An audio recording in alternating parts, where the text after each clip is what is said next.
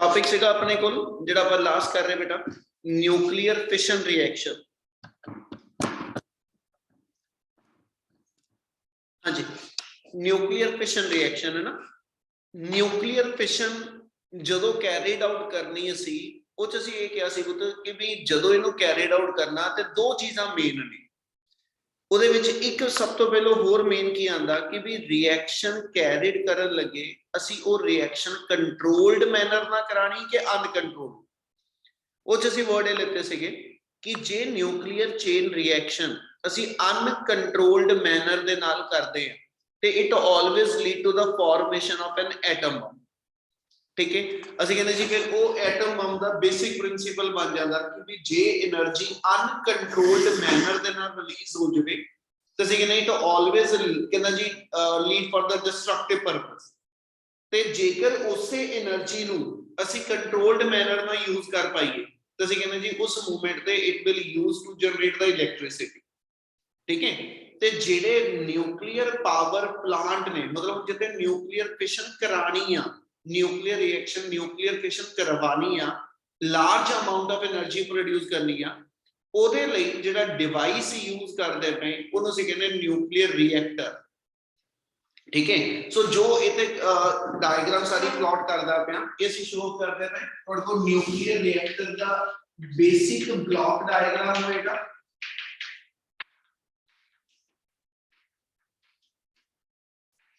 Topic से का nuclear reactor ते न्यूक्लियर रिएक्टर बेसिकली सी किनो कहने पे कहता जी ये मेरे को एक कंप्लीट सेटअप उस कंप्लीट सेटअप दे अंदर जिते ਅਸੀਂ न्यूक्लियर एनर्जी ਨੂੰ इलैक्ट्रिकल एनर्जी ਦੇ ਅੰਦਰ ਕਨਵਰਟ ਕਰ ਸਕੀਏ। ठीक है जी, उस अरेंजमेंट ਨੂੰ ਅਸੀਂ ਨਾਮ ਦੇ ਦਿੰਦੇ ਕਿ ਵੀ न्यूक्लियर रिएक्टर ਹੈ। ਹੁਣ न्यूक्लियर रिएक्टर ਦੇ ਅੰਦਰ ਉਹਦਾ ਐਸਾ ਕਹਿੰਦਾ ਜੀ ਬੇਸਿਕ ਪ੍ਰਿੰਸੀਪਲ ਕੀ ਅਸੀਂ ਕਹਿੰਦੇ न्यूक्लियर फिशन। क्या nuclear fusion based nuclear reactor नहीं होंगे? कहना जी अज दी डेट दे अंदर जिन्ने साडे main reactor through out the world काम करते पे वो सारे दे सारे साडे जिहड़े ने वो nuclear fission based reactor. Fusion क्यों नहीं आगे जाके गल करांगे जी। कहना जी मेन वो सारे दे सारे फिशन बेस्ड रिएक्टर। ठीक है, एक्सेप्ट कुछ एक हुण न्यू कह लो कि भी इनोवेशंस हैगियां ने। ठीक है, खास करके चाइना दे अंदर कुछ इदा दी चीज चलती पई आ। ठीक है जी, जिथे न्यूक्लियर फ्यूजन बेस कुछ हो रहा ओदी गल नहीं जोड़ रहा हजे आपां सिर्फ इन्ने ते गल करके फिर अगे गल कंटिन्यू कर लांगे। सो न्यूक्लियर रिएक्टर ठीक है जी it is based upon the principle of nuclear fission process. ते न्यूक्लियर रिएक्टर दे जिहड़े मेन कंपोनेंट्स ने ਉਹ ਚ ਕਿਹੜੀ ਚੀਜ਼ ਤੁਹਾਡੇ ਕਹਿੰਦਾ ਜੀ ਜਿਹੜੀ ਐਸਾ ਚੀਜ਼ ਯੂਜ਼ ਹੁੰਦੀ ਹੈ। ਤੇ बेटा रिएक्टर कोई भी होवे यानी जदों इलैक्ट्रिसिटी जनरेट करनी आ ते ओदा बेसिक प्रिंसिपल इको ही आ एदा भी ते जेडे साडे ऑर्डिनरी कह लो कि भी इलैक्ट्रिसिटी जनरेटर मतलब जेडे पावर प्लांट ने फॉर एग्जांपल जेडे हाइड्रो इलैक्ट्रिक पावर प्लांट ने ओना च ते इना दे विच एक चीज कॉमन आ कि भी तुसी एज सच वाटर नु हीट अप करो। वाटर ਨੂੰ ਅਸੀਂ ਹਾਈ ਟੈਂਪਰੇਚਰ ਤੇ ਹੀਟ ਅਪ ਕਰਕੇ ਉਹਨੂੰ ਹਾਈ ਪ੍ਰੈਸ਼ਰਾਈਜ਼ਡ ਫਾਰਮ ਚ ਉਹਦੀ ਸਟੀਮ ਪ੍ਰੋਡਿਊਸ ਕਰੀਏ ਤੇ ਉਹ ਹਾਈ ਪ੍ਰੈਸ਼ਰਾਈਜ਼ਡ ਸਟੀਮ ਜਿਹੜੀ ਆ ਹਨਾ ਉਹਦੇ ਨਾਲ ਅਸੀਂ ਟਰਬਾਈਨ ਦੇ ਬਲੇਡ ਜਿਹੜੇ ਨੇ ਉਹ ਰੋਟੇਟ ਕਰ ਲਈਏ ਤੇ ਇਲੈਕਟ੍ਰਿਸਿਟੀ ਜਨਰੇਟ ਹੋਏਗੀ। ਹੁਣ ਮੇਨ ਆਪਣੇ ਕੋਲ ਪਰਪਸ ਜਾਂ ਕਹ ਲਓ ਮੇਨ ਆਪਣੇ ਕੋਲ ਡਿਫਰੈਂਸ ਕਿੱਥੇ ਹੈ? ਡਿਫਰੈਂਸ ਇਸ ਚੀਜ਼ ਹੋਏਗਾ ਕਿ ਵਾਟਰ ਨੂੰ ਹੀਟ ਕਰਨ ਵਾਸਤੇ ਤੁਸੀਂ ਜਿਹੜਾ ਫਿਊਲ ਆ ਉਹ ਕਿਹੜਾ ਯੂਜ਼ ਕਰਦੇ जे असी एज सच कोल बर्न करते पे ठीक है जी तो असी कहने थर्मल पावर स्टेशन आ गए। जे असी उत्ते कहंदा जी as such nuclear fuel use करते पे तो असी कहने जी मेरे न्यूक्लियर पावर स्टेशन आ। सो मेन फ्यूल डिफर करेगा जिहदे बेस दे उत्ते टेक्नोलॉजी जिहड़ी वो डिफर कर जांदी। हुण आपां इहदे अंदर जिहड़े कंपोनेंट लैन लगे वो किहड़े-किहड़े आ? ठीक है जी, नंबर 1 एक सब तो पहले इहदे च आ जाएगा न्यूक्लियर फ्यूल किहड़ा पहला कंपोनेंट आ जाएगा न्यूक्लियर फ्यूल आ जाएगा। सेकंड कंपोनेंट ਇਹਦੇ ਵਿੱਚ ਜਿਹੜਾ ਹੋਏਗਾ ਉਹ ਤੁਹਾਡੇ ਕੋਲ ਆ ਜਾਣਾ ਮੋਡरेटर। थर्ड ਤੁਹਾਡੇ ਕੋਲ कंपोनेंट आ ਜਾਂਦਾ ਇਹਦੇ ਅੰਦਰ ठीक है जी कंट्रोल रॉड्स आ जाਣਗੀਆਂ। फोर्थ ਸਾਡੇ ਕੋਲ ਇਹਦੇ ਵਿੱਚ ਆ ਜਾਣਾ कूलेंट आ जाएगा। ठीक है, बाकी पार्ट ਤੁਹਾਡੇ ਕੋਲ ਨਿਕਲ ਜਾਣਾ ਤੇ ਇੱਕ ਆਪਣੇ ਕੋਲ ਇਹਦੇ ਵਿੱਚ ਸ਼ੀਟ ਆ ਜਾਏਗੀ ठीक है कुछ ही चीज़ां लिख रहे हैं कुछ ही नाल आप एक्सप्लेन करते चलांगे सब तो पहला वर्ड ਇਹਦੇ ਵਿੱਚ ਹੈਗਾ ਕਿ ਜਦੋਂ ਨਿਊਕਲੀਅਰ ਰਿਐਕਟਰ ਨੂੰ ਅਸੀਂ ਸਵਿਚ ਆਨ ਕਰਦੇ ਪਏ ਤੇ ਨਿਊਕਲੀਅਰ એનર્ਜੀ ਨੂੰ ਅਸੀਂ ਯੂਟਿਲਾਈਜ਼ ਕਰਨਾ ਉਹ ਕਹਿੰਦਾ ਫਿਊਲ ਕਿਹੜਾ ਵਰਤੀ ਤੇ ਪੁੱਤ ਜਿਹੜਾ ਨਿਊਕਲੀਅਰ ਫਿਊਲ ਅਸੀਂ ਯੂਜ਼ ਕਰਾਂਗੇ ਨਾ ਜਿਹੜਾ ਨਿਊਕਲੀਅਰ ਫਿਊਲ ਅਸੀਂ ਯੂਜ਼ ਕਰਨਾ ਉਹ ਆਪਾਂ ਕੱਲ ਜਿਵੇਂ ਗੱਲ ਕਰ ਰਹੇ ਸੀ ਉੱਥੇ ਮੈਂ ਗੱਲ ਕਰਾਂਗਾ ਨਿਊਕਲੀਅਰ ਫਿਊਲ ਦੀ ਫਾਰਮ ਚ ਨਾਰਮਲੀ ਯੂਰੇਨੀਅਮ 235 ਯੂਜ਼ ਹੋ ਰਿਹਾ ठीक है बट यूरेनियम 235 कला फ्यूल नहीं हैगा प्लूटोनियम यूरेनियम 233 यूरेनियम 235 ठीक है जी प्लूटोनियम ये सारे दे सारे जेडे ने ये मेरे different nuclear fuel the form च यूज होने वाले एलिमेंट्स ने सो सब तो पहले मेरे को एक न्यूक्लियर फ्यूल होएगा आपा नॉर्मल न्यूक्लियर फ्यूल जेड़ा हर एग्जांपल च कोट कर देते वो मेरा यूरेनियम 235 वाला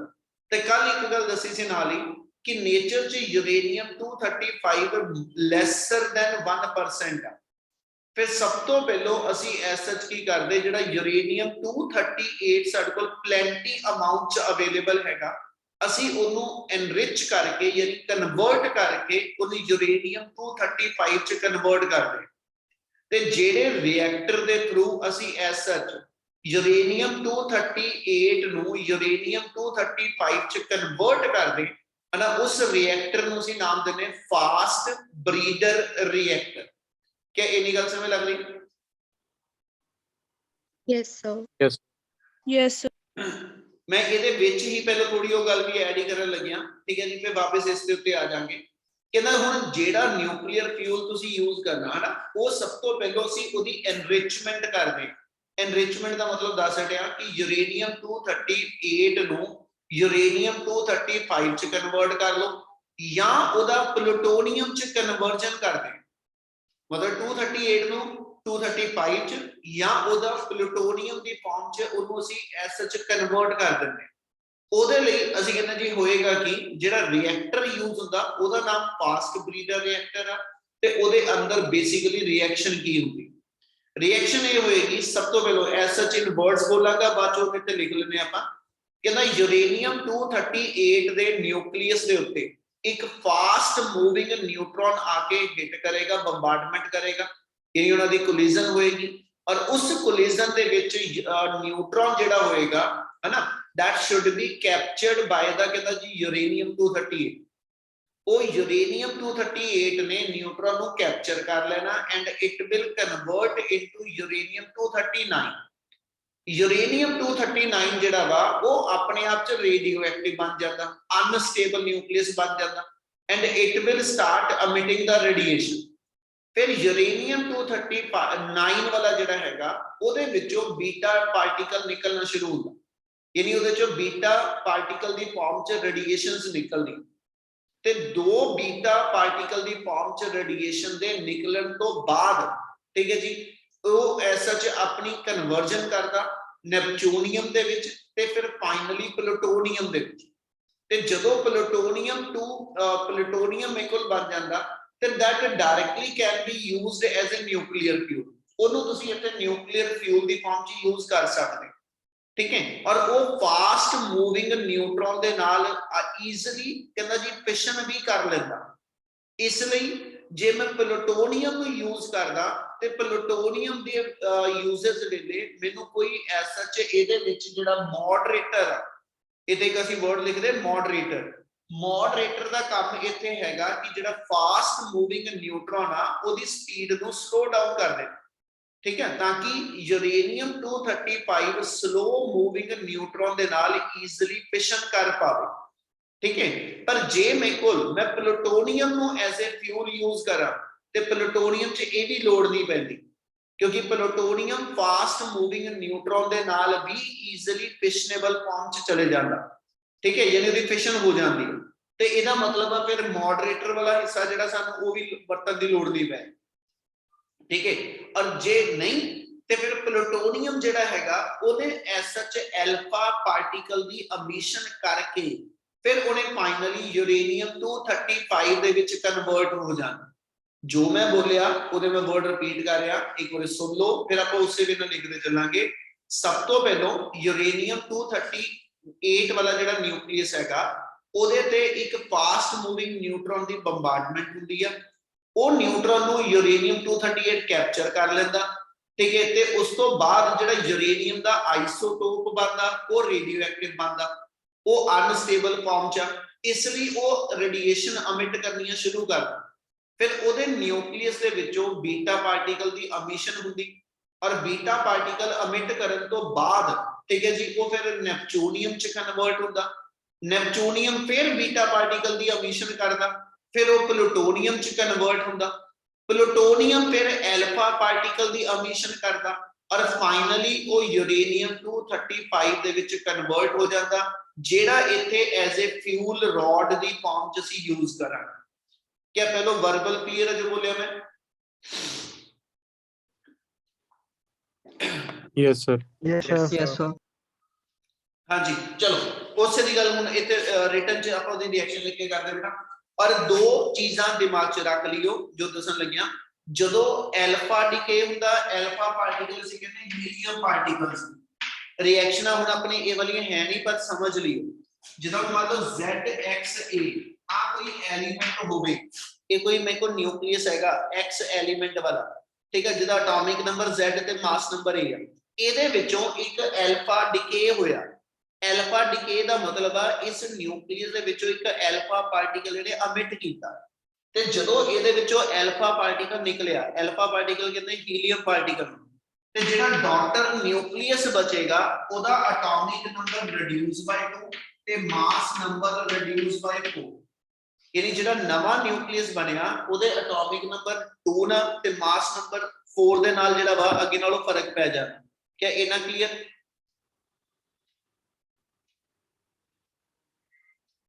Yes, sir. Yes sir. Yes, sir. Yes, sir.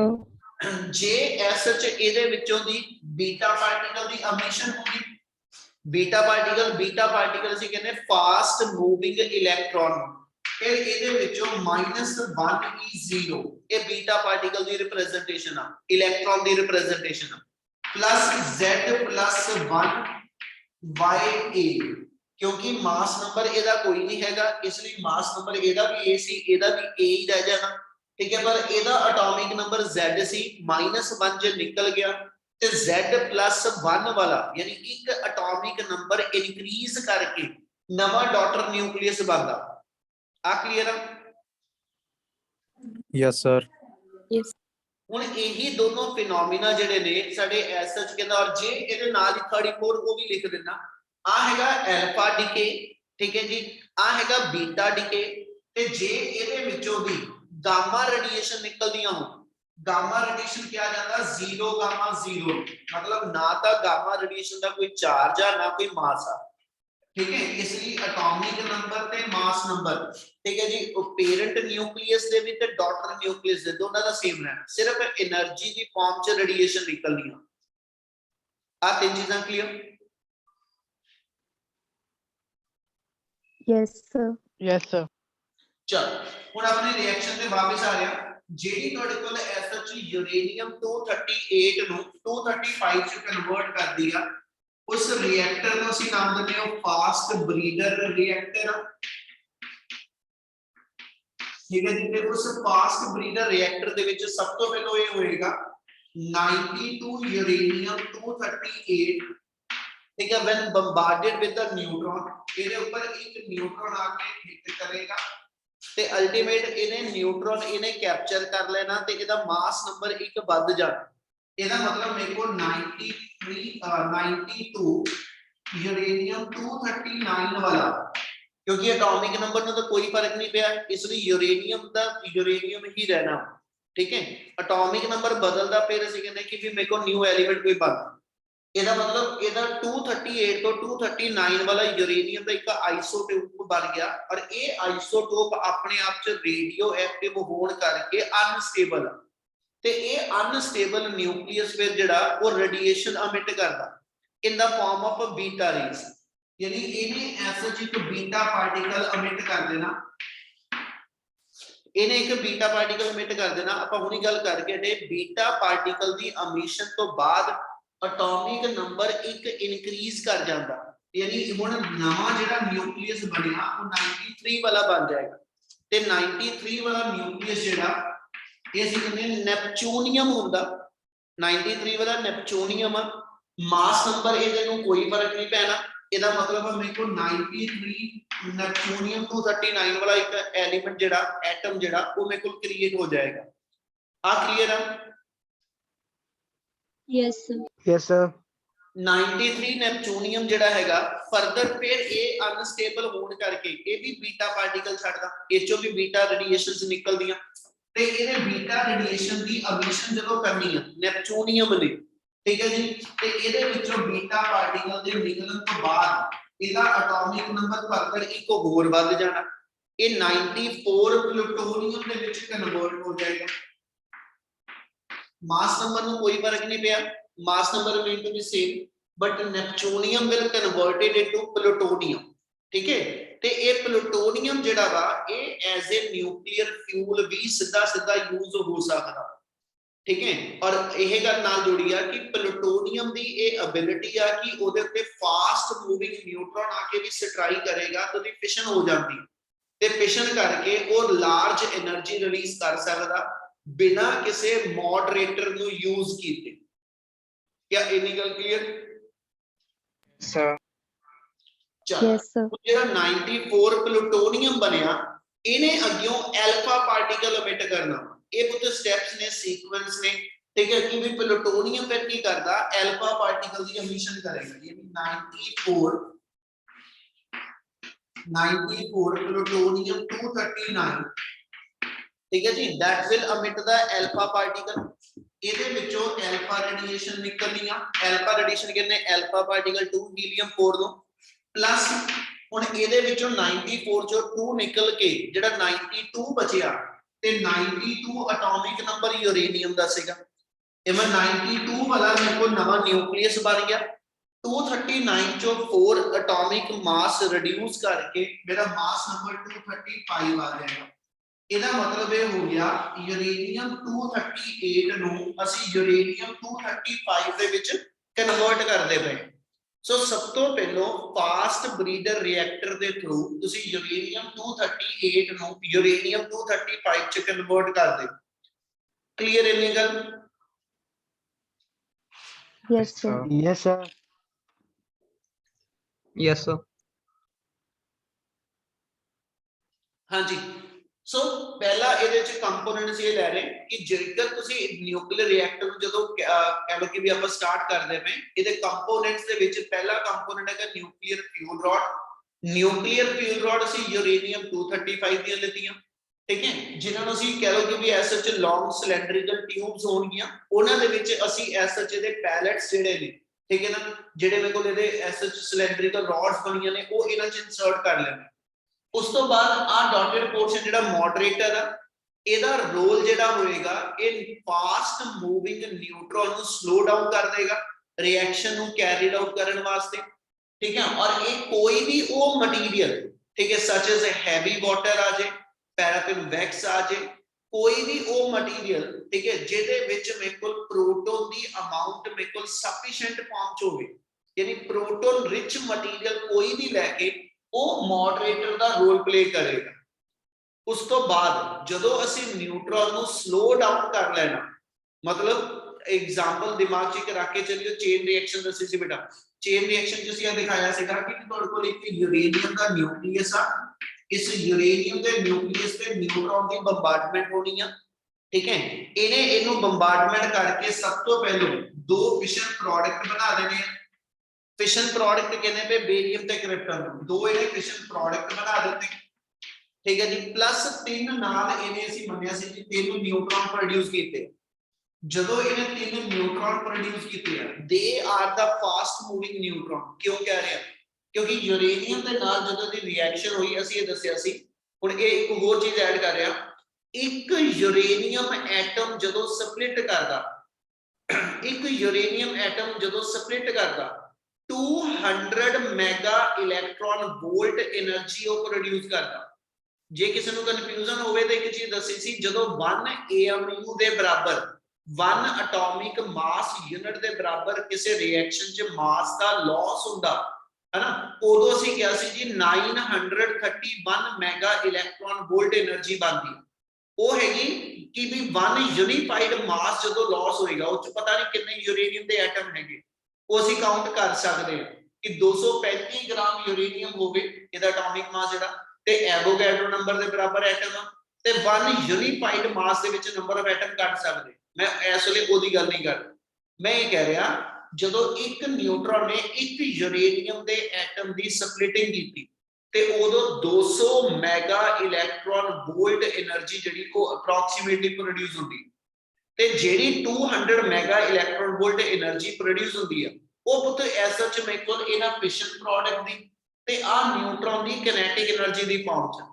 Fission product heavy होने करके इन्हां दे विच किनेटिक एनर्जी थोड़ी है, मैक्सिमम किनेटिक एनर्जी इन्हां न्यूट्रॉन दी है, फिर इन्हां दा मास थोड़ा होने करके ये बड़ी फास्ट मूव करोगे ते जे ये फास्ट मूव करते हुए अगे 3 यूरेनियम एटम दे नाल कोलाइड करते हैं ते इन्हां दी फिशन इन्हां ने यूरेनियम दी नहीं कर पाना, इसलिए फर्दर यूरेनियम एटम दे नाल कोलाइड करन तो पहलों इन्हां नूं असीं एज सच की करदे इन्हां न्यूट्रॉन्स नूं असीं मॉडरेटर चों पास करदे, यानी आ मेरे कोल कोई भी मेरा मॉडरेटर वाला मटीरियल होएगा, इस मॉडरेटर चों पास करके इस मॉडरेटर चों इहनूं पास करके ठीक है जी इन्हां न्यूट्रॉन की स्पीड स्लो डाउन भी करांगे नाल ही अगले वर्ड ऐड करें इतों असीं की कहने पे इन्हां 3 न्यूट्रॉन की स्पीड को स्लो डाउन कर देना, स्लो डाउन करके इन्हां ने 3 यूरेनियम एटम पे इस तो बाद कोलाइड करना, उन्होंने अगे 9 बना देने, 9 न्यूट्रॉन प्रोड्यूस होने, फिर मॉडरेटर ने उन्होंने 9 न्यूट्रॉन को स्लो डाउन करना, उस तो बाद फिर मेरे को 27 बन गए, फिर बढ़ी जाने, ये सारा कुछ रिएक्शन को अनकंट्रोल कर देगा ते मैनू इसे लेवल ते फिर नालों नाल कंट्रोल भी करना पेगा ते फिर रिएक्टर नु कंट्रोल करन लई रिएक्शन नु कंट्रोल करन लई इच लगियां होईयां कंट्रोल रॉड्स, ठीक है आ जिहड़ियां रॉड्स दिखाने पे these are to be called as a control rods, control rod जिहड़ियां ने बेरियम या सॉरी बोरोन या कैडमियम दियां बनियां रॉड्स ने, बोरोन और कैडमियम रॉड जिहड़ियां ने एक तरह मेरे को इस वे ना है कि ऑटोमेटिक अरेंजमेंट आ, इनु मैं जदों इस चैम्बर दे अंदर इंसर्ट करांगा बोरोन और कैडमियम रॉड्स नूं इन्हें इस रीजन के अंदर जिहड़े न्यूट्रॉन्स ने वो कैप्चर कर लेने, एब्सॉर्ब कर लेने, ਉਹਦੇ ਵਿੱਚ ਕੀ ਹੋਏਗਾ ਕਿ ਜਦੋਂ ਐਸਾ ਚ ਇਹਨਾਂ ਰॉड्स ਨੂੰ ਮੈਂ ਇਨਸਰਟ ਕਰਾਂਗਾ ਇਹਨਾਂ ਨੇ ਐਸੇ ਥੋੜੇ ਨਿਊਟਰੋਨ ਕੈਪਚਰ ਕਰ ਲੈਣੇ, ਮੰਨ ਲਓ ਤਿੰਨਾਂ ਵਿੱਚੋਂ ਕੰਟਰੋਲਿੰਗ ਮੈਥਡ ਨਾਲ ਕੰਟਰੋਲਡ ਮੈਥਡ ਨਾਲ ਤਿੰਨਾਂ ਵਿੱਚੋਂ 2 ਨਿਊਟਰੋਨ ਜਿਹੜੇ ਕੈਪਚਰ ਹੋ ਗਏ, ਇਹਦਾ ਮਤਲਬ ਆ ਮੋਡਰੇਟਰ ਨੇ 3 ਸਲੋ ਡਾਊਨ ਕੀਤੇ ਪਰ ਨਾਲੋਂ ਨਾਲ ਹੀ ਉਹਨਾਂ ਵਿੱਚੋਂ ਜਿਹੜੀ ਕੰਟਰੋਲ ਰॉड्स ਕੋਈ ਲੱਗੀਆਂ ਹੋਣਗੀਆਂ ਉਹਨਾਂ ਕੰਟਰੋਲ ਰॉड्स ਦੀ ਹੈਲਪ ਨਾਲ ਅਸੀਂ 2 ਨਿਊਟਰੋਨ ਕੈਪਚਰ ਕਰ ਲਏ, मेरे को अवेलेबल एक न्यूट्रॉन रह गया, एक न्यूट्रॉन फिर अगे 3 ना कहना जी एक यूरेनियम एटम ना कोलाइड करेगा फिर 3 बनाएगा उन्हां चों फिर स्लो डाउन भी करांगे ते कंट्रोल भी करांगे, इस वे ना तुसी जेडे न्यूट्रॉन प्रोड्यूस होंदे जा रहे आ ते जेडी नालों नाल हर यूरेनियम एटम दे ब्रेक करन ते एनर्जी रिलीज होंदी जा रही है वो मेरी कंट्रोल्ड मैनर दे नाल असी कहना जी यूटिलाइज कर सकते हैं, क्या पहले इतना क्लियर है? Yes, sir. Yes, sir. Yes, sir. जे मैं इत्थे तक दी गल करा ते मैं सिर्फ हजे इन्ने पोर्शन ਨੂੰ ही डिस्कस करदा पिया बेटा कि भी अपने को ਇਹਦੇ ਚ ਇੱਕ फ्यूल रॉड्स आ गईਆਂ, फ्यूल रॉड्स ਦੇ ਅੰਦਰ ਕਹਿੰਦਾ ਜੀ ਫਿਸ਼ਨ ਕਰਾਉਣ ਵਾਸਤੇ ਠੀਕ ਹੈ ਜੀ ਸਭ ਤੋਂ ਪਹਿਲਾਂ ਨਿਊਟਰੋਨ ਸੈਂਡ ਕਰਾਂਗੇ, ਉਹ ਨਿਊਟਰੋਨ ਨੇ ਯੂਰੇਨੀਅਮ ਐਟਮ ਦੀ ਸਪਲਿਟਿੰਗ ਕਰਕੇ ਅੱਗੇ ਉਹ ਨਿਊਟਰੋਨ ਨੰਬਰ ਆਫ ਨਿਊਟਰੋਨ ਪ੍ਰੋਡਿਊਸ ਕੀਤੇ, ਉਹਨਾਂ ਨਿਊਟਰੋਨਸ ਨੂੰ ਫਿਰ ਅਸੀਂ ਐਸ ਸੱਚ ਮੋਡਰੇਟਰ ਦੀ ਹੈਲਪ ਨਾਲ ਸਲੋ ਡਾਊਨ ਕਰਦੇ ਹਾਂ, ठीक है स्लो डाउन करके ते नाल ही कंट्रोल रॉड्स की हेल्प ना उदी गिनती नु कंट्रोल करके फिर फर्दर अगली फिशन रिएक्शन शुरू कर देंगे, so this process will going on ठीक है जी, बट हर इंस्टेंट दे उत्ते रिएक्शन कंट्रोल्ड मैनर दे नाल ही प्रोसीड होएगी। हुण विचों एक चीज रिपीट कर रहा मॉडरेटर, मॉडरेटर किहनूं कहंदे कहंदा जी कि असीं कोई भी प्रोटोन रिच मटीरियल कहंदा भी प्रोटोन रिच मटीरियल क्यों लेंदे ਤੇ ਪੁੱਤ ਅਸੀਂ +1 ਦੇ ਵਿੱਚ ਇੱਕ ਟੌਪਿਕ ਪੜਿਆ ਸੀਗਾ ਵਰਕ એનર્ਜੀ ਦੇ ਚੈਪਟਰ 'ਚ ਇਲਾਸਟਿਕ ਕੋਲਿਜ਼ਨ ਇਨ 1 ਡਾਈਮੈਂਸ਼ਨ, ਉੱਥੇ ਅਸੀਂ ਇੱਕ ਸਪੈਸ਼ਲ ਕੇਸ ਬਣਾਇਆ ਸੀਗਾ, ਜੇ ਯਾਦ ਹੋਵੇ। ਉੱਥੇ ਤੁਸੀਂ ਵੈਲੋਸਿਟੀ ਕੱਢਦੇ ਹੋ v1 ਤੇ v2। ਉੱਥੇ ਸੀਗਾ ਜੀ ਜਿਹੜੇ ਦੋ ਪਾਰਟੀਕਲ ਕੋਲਾਈਡ ਕਰਦੇ ਉਹਨਾਂ ਦੀ ਵੈਲੋਸਿਟੀ ਦਾ ਫਾਰਮੂਲਾ ਆਪਾਂ ਟਰਾਈ ਕੀਤਾ ਸੀ, v1 m1 m2 u1 over m1 plus m2 plus 2m2 u2 over m1 plus m2। Similarly v2 क्या सी ਇਹਦਾ ਇੰਟਰਚੇਂਜ ਕਰਕੇ m1 m2 ਲਿਖ ਲਓ। ਔਰ ਇਹ ਚ ਅਸੀਂ ਇਹ ਕੱਢਿਆ ਸੀ ਕਿ ਜਦੋਂ ਦੋ ਇਕੁਅਲ ਮਾਸ ਦੇ ਪਾਰਟੀਕਲ ਕੋਲਾਈਡ ਕਰਦੇ ਤੇ ਹਮੇਸ਼ਾ ਉਸ ਇਨਸਟੈਂਟ ਤੇ ਵੈਲੋਸਿਟੀਜ਼ ਦੋਨਾਂ ਪਾਰਟੀਕਲ ਦੀ ਇੰਟਰਚੇਂਜ ਹੋ ਜਾਂਦੀ। ਯਾਨੀ ਇੱਥੇ v1 ਦੀ ਵੈਲਿਊ u2 ਔਰ v2 ਦੀ ਵੈਲਿਊ u1 ਦੇ ਬਰਾਬਰ ਬਣਦੀ। u1 ਪਹਿਲੇ ਪਾਰਟੀਕਲ ਦੀ ਫਾਈਨਲ ਵੈਲੋਸਿਟੀ ਇਨੀਸ਼ੀਅਲ ਵੈਲੋਸਿਟੀ ਹੈ ਤੇ v2 ਦੂਜੇ ਪਾਰਟੀਕਲ ਦੀ ਫਾਈਨਲ। ਹੁਣ ਮੇਰੇ ਦੋ ਪਾਰਟੀਕਲ ਕਿਹੜੇ ਆ, ਇੱਕ ਨਿਊਟ੍ਰੋਨ ਤੇ ਇੱਕ ਪ੍ਰੋਟੋਨ। ठीक है, न्यूट्रॉन फास्ट मूविंग तुरिया आंदा पिया, ठीक है जी, अगे स्लो मूविंग प्रोटॉन पिया, ठीक है, मॉडरेटर दे अंदर स्लो मूविंग प्रोटॉन पिया ते जेड़ा ए तो रिएक्शन जो प्रोड्यूस होया है फास्ट मूविंग न्यूट्रॉन, ठीक है। इन्हां दोनां ने जदों आपस दे विच एक दूजे दे नाल कोलाइड करना ते एदी फास्ट मूविंग वेलोसिटी इनू सप्लाई ते एदी स्लो मूविंग वेलोसिटी इनू मिल जांदी, जिहदे नाल न्यूट्रॉन दी स्पीड जिहड़ी वो स्लो डाउन हो जाती है। क्या आ गल समझ लगी? Yes, sir. Yes, sir. Yes, sir. Yes, sir. Yes, sir. Yes, sir. Yes, sir. इसलिए जदों तुहाडे कोल एसएच कहंदा जी सब तो पहले रिएक्शन कैरिड आउट करदे ते मॉडरेटर दी हेल्प नाल, ठीक है जी, ਅਸੀਂ प्रिंसिपल ऑफ एक्सचेंज वेलोसिटी ਨੂੰ यूज करके ਇਹਨਾਂ ਦੀ वेलोसिटी इंटरचेंज ਕਰਦੇ ਆ, ठीक है। ਉਹਦੇ ਲਈ ਤੇ ਮੈਨੂੰ ਇਕੁਅਲ ਮਾਸ ਵਾਲਾ ਹੀ ਕੋਲਾਈਡਿੰਗ ਪਾਰਟੀਕਲ ਚਾਹੀਦਾ ਸੀ ਤੇ ਨਿਊਟ੍ਰੋਨ ਦੇ ਇਕੁਇਵਲੈਂਟ ਮਾਸ ਵਾਲਾ ਕੋਲਾਈਡਿੰਗ ਪਾਰਟੀਕਲ ਪ੍ਰੋਟੋਨ ਹੈਗਾ ਤੇ ਈਜ਼ੀਲੀ ਸਾਡੇ ਕੋਲ ਸੀ ਵਾਟਰ ਜਿਹੜਾ ਵਾ ਉਹ ਚ ਪਲੈਂਟੀ ਅਮਾਉਂਟ ਦੇ ਵਿੱਚ ਇਹ ਚੀਜ਼ ਜਿਹੜੀ ਡਿਊਟਰੀਅਮ ਜਾਂ ਪ੍ਰੋਟੋਨ ਰਿਚ ਮਟੀਰੀਅਲ ਜਿਹੜਾ ਅਵੇਲੇਬਲ ਹੈਗਾ, ਇਸ ਲਈ ਮੋਡਰੇਟਰ ਹੈਵੀ ਵਾਟਰ ਦੀ ਫਾਰਮ ਚ ਅਸੀਂ ਯੂਜ਼ ਕਰ ਸਕਦੇ ਹਾਂ। ਉਸ ਤੋਂ ਬਾਅਦ ਵਾਪਸ ਆ ਰਹੇ ਹਾਂ, ਹੁਣ ਜਦੋਂ ਤੁਸੀਂ ਐਸਐਚ ਇਥੋਂ ਕਹਿੰਦਾ ਜੀ ਜਿਹੜਾ ਨਿਊਟ੍ਰੋਨ ਆ ਉਹਦੀ ਇਸ ਰਿਐਕਸ਼ਨ ਨੂੰ ਕੰਟਰੋਲ ਮੈਨਰ ਨਾਲ ਕਰਦੇ ਜਾਓਗੇ, ਹਰ ਨਿਊਟ੍ਰੋਨ ਨੇ ਹਰ ਯੂਰੇਨੀਅਮ ਦੀ ਫਿਸ਼ਨ ਕਰਾ ਕੇ 200 mega electron volt energy produce ਕਰੀ ਹੈ ਔਰ ਮਿਲੀਅਨ ਆਫ ਫਿਸ਼ਨ ਜਿਹੜੀਆਂ ਨੇ ਉਹ ਅਸੀਂ ਕਹਿੰਦਾ ਜੀ ਕੰਟਰੋਲਡ ਮੈਨਰ ਨਾਲ ਕਰਾਂਗੇ ਔਰ ਹਰ ਇਨਸਟੈਂਟ ਦੇ ਉੱਤੇ ਜਿਹੜੀ heavy amount of energy produce ਹੁੰਦੀ ਹੈ। ਯਾਨੀ ਹੁਣ ਇਸ ਪੂਰੇ ਚੈਂਬਰ ਦੇ ਅੰਦਰ ਬਿਲਕੁਲ ਬਹੁਤ ਹੈਵੀ ਅਮਾਉਂਟ ਚ ਜਿਹੜੀ ਆ ਉਹ ਹੀਟ એનર્ਜੀ ਪ੍ਰੋਡਿਊਸ ਹੋਣੀ, ठीक है।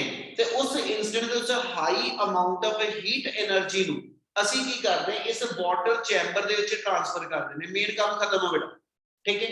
ਹੁਣ ਇਸ ਵਾਟਰ ਚੈਂਬਰ ਚੋਂ ਹੀਟ ਨੂੰ ਟ੍ਰਾਂਸਫਰ ਕਰਨ ਲਈ ਅਸੀਂ ਇੱਥੇ ਕੀ ਦਿਖਾ ਦਿੱਤਾ ਕਿ ਐਸਐਚ ਇਸ ਰੀਜਨ ਤੋਂ ਇਹਨੂੰ ਇਹਦੇ ਨਾਲ ਜਿਹੜਾ ਪਾਈਪ ਦੇ ਥਰੂ ਕਨੈਕਟ ਕੀਤਾ ਹੋਇਆ ਔਰ ਇਸ ਪਾਈਪ ਦੇ ਅੰਦਰ ਲਿਕੁਇਡ ਸੋਡੀਅਮ ਜਿਹੜਾ ਨਾਰਮਲੀ ਜਿਹੜਾ ਨਾਰਮਲ ਟੈਂਪਰੇਚਰ ਤੇ એનર્ਜੀ ਆ ਹਨਾ ਉਹ ਵਾਟਰ ਦੇ ਨਾਲ ਜਾਂ ਆਰਡੀਨਰੀ ਕਿਸੇ ਕੂਲੈਂਟ ਦੇ ਨਾਲ ਟ੍ਰਾਂਸਫਰ ਹੋ ਸਕਦਾ, ਪਰ ਜਿਹੜੀ ਹਾਈ ਅਮਾਉਂਟ ਆਫ એનર્ਜੀ ਆ ਉਹਨੂੰ ਟ੍ਰਾਂਸਫਰ ਕਰਨ ਲਈ ਅਸੀਂ ਲਿਕੁਇਡ ਸੋਡੀਅਮ ਨੂੰ ਇੱਥੇ ਕੂਲੈਂਟ ਦੀ ਫਾਰਮ 'ਚ ਯੂਜ਼ ਕਰਦੇ ਹਾਂ। ਕੂਲੈਂਟ ਕੀ ਕਰਦਾ ਇਸ ਪੂਰੇ ਚੈਂਬਰ ਨੂੰ ਠੰਡਾ ਕਰਕੇ ਰੱਖੇਗਾ, ਯਾਨੀ ਇਧਰੋਂ ਸਾਰੀ ਉਹਨੇ ਹੀਟ ਚੁੱਕੀ ਜਾਣੀ ਆ ਤੇ ਇਧਰੋਂ ਦੀ ਕਹਿੰਦਾ ਜੀ ਲਿਕੁਇਡ ਸੋਡੀਅਮ ਨੇ ਉਹ ਕੂਲੈਂਟ ਦੀ ਫਾਰਮ 'ਚ ਹੀਟ ਜਿਹੜੀ ਇੱਧਰ ਟ੍ਰਾਂਸਫਰ ਕਰਨੀ। ਕਿਹੜੇ ਵੇ ਨਾ ਆਹ ਪਾਈਪ 'ਚੋਂ ਕੂਲੈਂਟ ਫਲੋ ਕਰੀ ਜਾਂਦਾ ਤੇ ਪਾਈਪ ਮੇਰੀ ਪੂਰੀ ਗਰਮ ਤੇ ਉਸ ਪਾਈਪ ਦੀ ਜਿੰਨੀ ਵੀ ਹੀਟ ਹੈਗੀ ਆ ਹਨਾ ਉਹਨੇ ਵਾਟਰ ਨੂੰ ਹੀਟ ਕਰੀ ਜਾਣਾ ਤੇ ਵਾਟਰ ਹੀਟ ਅਪ ਹੋ ਕੇ ਠੀਕ ਹੈ ਜੀ ਉਹ ਸਟੀਮ 'ਚ ਕਨਵਰਟ ਹੁੰਦਾ ਜਾਏਗਾ ਤੇ ਜਿਹੜਾ ਕੂਲੈਂਟ ਠੰਡਾ ਹੁੰਦਾ ਜਾ ਰਿਹਾ ਇੱਥੇ ਹੀਟ ਦੇਣ ਤੋਂ ਬਾਅਦ ਇੱਥੇ ਪੰਪ ਸਿਸਟਮ ਲੱਗਿਆ ਹੋਇਆ ਉਹ ਇਹਨੂੰ ਵਾਪਸ ਜਿਹੜਾ ਕੂਲੈਂਟ ਨੂੰ ਇਸੇ ਪੋਰਸ਼ਨ 'ਚ ਇਸੇ ਬਿਨਾ ਸਰਕੂਲੇਟ ਕਰੀ ਚੱਲੇਗਾ, ਯਾਨੀ ਉਹੀ ਕੂਲੈਂਟ ਤੁਹਾਡਾ ਬਾਰ-ਬਾਰ ਰੀਸਰਕੂਲੇਸ਼ਨ ਦੇ ਅੰਦਰ ਹੀਟ ਟ੍ਰਾਂਸਫਰ ਕਰਦਾ ਰਹੇਗਾ ਔਰ ਇਧਰੋਂ ਜਿਹੜੀ ਤੁਹਾਡੀ ਹੀਟ ਆ ਗਈ ਸਾਰੀ ਹਨਾ ਉਹ ਵਾਟਰ ਨੂੰ ਹੀਟ ਕਰਦੀ ਹੈ ਤੇ ਅਸੀਂ ਵਾਟਰ ਨੂੰ ਹਾਈ ਟੈਂਪਰੇਚਰ ਤੇ ਸੁਪਰ ਹੀਟਡ ਸਟੀਮ ਬਣਾ ਕੇ ਉਹਦਾ ਹਾਈ ਪ੍ਰੈਸ਼ਰ ਬਿਲਡ ਅਪ ਕਰਦੇ ਆ ਪਹਿਲਾਂ ਤੇ ਫਿਰ ਹਾਈ ਪ੍ਰੈਸ਼ਰ ਤੇ ਉਹ ਸਟੀਮ ਜਿਹੜੀ ਆ ਉਹ ਟਰਬਾਈਨ ਦੇ ਬਲੇਡਸ ਤੇ ਇਹ ਕੋਈ ਐਕਚੁਅਲ ਅਰੇਂਜਮੈਂਟ ਨਹੀਂ ਦਿਖਾਉਂਦਾ ਪਿਆ, ਇਹ ਜਸਟ ਇੱਕ ਬਲੌਕ ਡਾਇਗਰਾਮ ਆ, ਸਿੰਬੋਲਿਕ ਡਾਇਗਰਾਮ, ਠੀਕ ਹੈ। ਸੋ ਟਰਬਾਈਨ ਦੇ ਬਲੇਡਸ ਦੇ ਉੱਤੇ ਕਹਿੰਦਾ ਜੀ ਤੁਹਾਡੇ ਕੋਲ ਹੀਟ ਫਾਲ ਕਰੇਗੀ, ਟਰਬਾਈਨ ਦੇ ਬਲੇਡ ਰੋਟੇਟ ਕਰਦੇ ਤੇ ਇਹ ਜਨਰੇਟਰ ਦੇ ਨਾਲ ਕਹਿੰਦਾ ਜੀ ਅਟੈਚ ਕੀਤਾ ਹੁੰਦਾ ਰੋਡ ਜਿਹਦਾ ਅਸੀਂ ਹੈਂਡਲ ਉਹਦਾ ਘੁਮਾਉਂਦੇ ਆ, ਠੀਕ ਹੈ, ਤੇ ਜਨਰੇਟਰ ਦੀ ਰੋਡ ਘੁੰਮਦੀ ਤੇ ਅਸੀਂ ਕਹਿੰਦੇ ਜੀ ਇਲੈਕਟ੍ਰੀਕਲ એનર્ਜੀ ਜਨਰੇਟ ਹੁੰਦੀ। ਸੋ ਉਸੇ ਚੀਜ਼ ਨੂੰ ਅਸੀਂ ਜਨਰੇਟਰ ਦੇ ਨਾਲ ਅਟੈਚ ਕੀਤਾ ਟਰਬਾਈਨ ਦੇ ਬਲੇਡਸ ਨੂੰ ਤੇ ਇਧਰੋਂ ਜਿਹੜੀ ਸਟੀਮ ਮੇਰੀ ਐਸ ਸੱਚ ਇਸ ਬਲੇਡਸ ਨੂੰ ਰੋਟੇਟ ਕਰਾਈ ਜਾਂਦੀ ਉਹ ਨਾਲੋਂ ਨਾਲ ਠੰਡੀ ਹੋਈ ਜਾਂਦੀ ਤੇ ਸਟੀਮ ਠੰਡੀ ਹੋ ਕੇ ਦੁਬਾਰਾ ਕੰਡੈਂਸ ਕਰ ਜਾਏ, ਠੀਕ ਹੈ, ਲਿਕੁਇਡ ਫਾਰਮ ਚ ਆ ਜਾਏਗੀ ਤੇ ਇਸ ਪੰਪ ਸਿਸਟਮ ਦੇ ਥਰੂ ਉਹੀ ਵਾਟਰ ਦੁਬਾਰਾ ਫੇਰ ਜਿਹੜਾ ਮੇਰੇ ਕੋਲ ਐਸ ਚੈਂਬਰ ਚ ਅਸੀਂ ਕਲੈਕਟ ਕਰੀ ਚੱਲਾਂਗੇ। ਇਧਰੋਂ ਹੀਟ ਲਈ ਚੱਲੇਗਾ, ਇਧਰੋਂ ਸਟੀਮ ਬਣਾ ਕੇ ਉਹ ਐਸ ਚ ਹੀਟ ਟ੍ਰਾਂਸਫਰ ਕਰੀ ਚੱਲੂ ਤੇ ਇਸ ਵੇ ਨਾਲ ਤੁਹਾਡੇ ਕੋਲ ਫਿਰ ਜਿਹੜੀ ਨਿਊਕਲੀਅਰ એનર્ਜੀ ਆ ਉਹਨੂੰ ਅਸੀਂ ਇਲੈਕਟ੍ਰੀਕਲ એનર્ਜੀ ਚ ਕਨਵਰਟ ਕਰ ਸਕਦੇ। क्या ये पूरे का पूरा सेटअप, ठीक है जी, ਇਹਦੀ वर्किंग, ਇਹਦੀ कंस्ट्रक्शन, क्या ये चीजें क्लियर है बेटा? Yes, sir. Yes, sir. Yes, sir. चल करा कंटिन्यू जी। Yes, sir. Yes. नेक्स्ट हैगा ਤੁਹਾਡੇ ਕੋਲ लास्ट टॉपिक ਕੂਲੈਂਟ। ਉਹ ਤੇ ਕੂਲੈਂਟ ਜਿੱਦਾਂ ਕਾਰਾਂ 'ਚ ਬੱਚੇ ਆਪਾਂ ਕਹਿੰਦੇ ਕਿ ਵੀ ਕਾਰ ਮੰਨ ਲਓ ਤੁਸੀਂ ਇਤੋਂ 3-4 ਘੰਟੇ ਕਾਰ ਚਲਾ ਲਈ, ਕਾਰ ਹੋ ਗਈ ਗਰਮ, ਕਾਰ ਦੇ ਇੰਜਨ ਦੇ ਵਿੱਚੋਂ ਕਹਿੰਦਾ ਧੂਆਂ ਨਿਕਲਣਾ ਸ਼ੁਰੂ ਹੋ ਗਿਆ, ਤੋ ਕਹਿੰਦਾ ਜਲਦੀ ਜਲਦੀ ਕੀ ਕਰੋ, ਪਾਣੀ ਦੀ ਨਾ ਤੋਂ ਭਰ ਕੇ ਪੀਪੀਜੀ, ਠੀਕ ਹੈ, ਤੇ ਅੱਗੇ ਰੇਡੀਏਟਰ ਲੱਗਿਆ ਹੁੰਦਾ ਇੱਕ ਜਗ੍ਹਾ ਤੇ, ਠੀਕ ਹੈ, ਉਹਨੂੰ ਅਸੀਂ ਕਹਿੰਦੇ ਕਿ ਵੀ ਉਹਦਾ ਢੱਕਣ ਖੋਲੋ ਧਿਆਨ ਨਾਲ, ਠੀਕ ਹੈ, ਤੇ ਉਹ 'ਚ ਪਾਣੀ ਪਾ ਦਿਓ ਤੇ ਅਸੀਂ ਕਹਿੰਦੇ ਜੀ ਉਹ ਇੰਜਨ ਨੂੰ ਠੰਡਾ ਕਰ ਦੇਗਾ। ਇਹਦਾ ਮਤਲਬ ਉਹ ਪਾਣੀ ਜਿਹੜਾ ਉਹ ਕੂਲੈਂਟ ਦਾ ਕੰਮ ਕਰਦਾ ਪਿਆ, ਠੀਕ ਹੈ। ਤੇ ਦੂਜੇ ਪਾਸੇ ਕੋਈ ਇਹ ਕਹਿੰਦਾ ਜੀ ਤੇਰੇ ਗੱਡੀ 'ਚ ਕੂਲੈਂਟ ਨਹੀਂ ਪਾਇਆ ਹੋਇਆ, ਤੇ ਬੇਸਿਕਲੀ ਕੀ ਆ ਕਿ ਵੀ ਉਸ ਰੇਡੀਏਟਰ ਨੂੰ ਠੰਡਾ ਕਰਨ ਵਾਸਤੇ, ਠੀਕ ਹੈ ਜੀ, ਅਸੀਂ ਉਹਦੇ 'ਚ ਲਿਕੁਇਡ ਜਿਹੜਾ ਵਾ ਕੈਮੀਕਲ ਦੀ ਫਾਰਮ 'ਚ ਕੂਲੈਂਟ ਜਿਹੜਾ ਉਹ ਵੀ ਵਰਤਦੇ, ਨੀਲੇ ਜਿਹੇ ਰੰਗ ਦਾ ਕੂਲੈਂਟ ਆ ਜਾਂਦਾ, ਉਹ ਅਸੀਂ ਨਾਲ ਫਿਲ ਕੀਤਾ ਹੋਇਆ। ਤੇ ਕੂਲੈਂਟ ਕੀ ਕਰੀ ਜਾਂਦਾ ਕਿ ਜਿੰਨੀ ਇੰਜਨ ਨੇ ਹੀਟ ਬਣਾਣੀ ਆ ਉਹ ਕੂਲੈਂਟ ਐਬਜ਼ੌਰਬ ਕਰ ਲੈਂਦਾ, ਠੀਕ ਆ। ਮਤਲਬ ਕੂਲੈਂਟ ਦੀ ਇਹ ਐਬਿਲਿਟੀ ਆ, ਨਾਮ ਹੀ ਉਹਦਾ ਸੁਜੈਸਟ ਕਰ ਰਿਹਾ ਕਿ ਜਿਹੜਾ ਐਸ ਸੱਚ ਕੈਮੀਕਲ ਉਸ ਸਾਰੀ ਹੀਟ ਨੂੰ ਲੈ ਕੇ ਉਹਨੂੰ ਠੰਡਾ ਕਰੇ। ਸੋ ਕੂਲੈਂਟ ਇਦਾਂ ਹੀ ਇਹਦੇ ਵਿੱਚ ਵੀ ਯੂਜ਼ ਹੋਏਗਾ। ਹੁਣ ਜਿੰਨੀ ਇਸ ਨਿਊਕਲੀਅਰ ਚੈਂਬਰ ਦੇ ਅੰਦਰ ਸਾਰੀ ਹੀਟ ਬਣਦੀ ਪਈ ਆ ਉਹ ਤੇ ਇਸ ਸਾਰੀ ਚੀਜ਼ ਨੂੰ ਕਹਿੰਦਾ ਸਾੜ ਦੇਗੀ, ਠੀਕ ਹੈ, ਮਤਲਬ ਸਾਰਾ ਕੁਝ ਖਤਮ ਹੋ ਜੂ।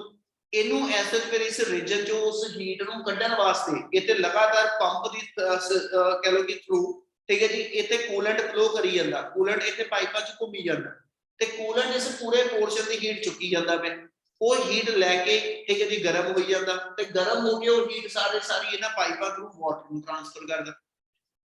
ਕਲੀਅਰ ਹੈ ਹਰਲੀ? Yes, sir. ਚਲ ਫਿਸ਼ਨ ਕੰਪਲੀਟ ਆ ਬੇਟਾ। ਨੈਕਸਟ ਛੋਟਾ ਜਿਹਾ ਟੌਪਿਕ ਆ ਸਿਰਫ ਰਹਿ ਗਿਆ ਨਿਊਕਲੀਅਰ ਫਿਊਜ਼ਨ। ਨਿਊਕਲੀਅਰ ਫਿਊਜ਼ਨ ਆਪਾਂ ਡਿਫਾਈਨ ਕਰੀਏ ਤਾਂ ਕਿਹਨੂੰ ਕਹਿੰਦੇ? ਕਹਿੰਦਾ ਜੀ nuclear fusion is a process in which light nuclei combine together to produce a heavy nucleus. ਮਤਲਬ ਤੁਹਾਡੇ ਕੋਲ ਜਿੱਦਾਂ ਹੈਵੀ ਨਿਊਕਲੀਅਸ ਜਿਹੜਾ ਸਪਲਿਟ ਕਰਕੇ ਲਾਈਟਰ ਫ੍ਰੈਗਮੈਂਟ ਬਣਾਉਂਦਾ ਵਾ, ਇਸੇ ਤਰ੍ਹਾਂ ਹੀ ਜਿਹੜੇ ਲਾਈਟ ਨਿਊਕਲੀਆਈ ਨੇ ਕਹਿੰਦਾ ਜੀ ਉਹ ਆਪਸ ਚ ਕੰਬਾਈਨ ਕਰਕੇ ਤੁਹਾਡੇ ਕੋਲ ਕੁਝ ਜਿਹੜਾ ਹੈਵੀਅਰ ਐਲੀਮੈਂਟ ਬਣਾਉਂਦੇ, ਔਰ ਉਸ ਪ੍ਰੋਸੈਸ ਦੇ ਅੰਦਰ ਕੁਝ ਮਾਸ ਦਾ ਲਾਸ ਹੋ ਜਾਂਦਾ, and that loss in mass will always appear in the form of ਕਹਿੰਦਾ ਜੀ heat energy। ਜਿਹਦਾ ਫਿਸ਼ਨ ਚ ਅਸੀਂ ਕਿਹਾ ਉਹਦੇ ਵਿੱਚ ਵੀ ਕਹਿੰਦੇ ਪਏ ਕਿ ਦੋਨਾਂ ਦਾ ਬੇਸਿਕ ਪ੍ਰਿੰਸੀਪਲ ਇੱਕੋ ਹੀ ਆ ਕਿ loss in mass always appear in the form of energy। ਜਿੰਨਾ ਕੁ ਮਾਸ ਦਾ ਲਾਸ ਆ ਉਹ એનર્ਜੀ ਦੀ ਫਾਰਮ ਚ ਮੈਨੂੰ ਵਾਪਸ ਮਿਲਦਾ ਵਾ। क्या ਇਹ ਗੱਲ ਕਲੀਅਰ ਆ?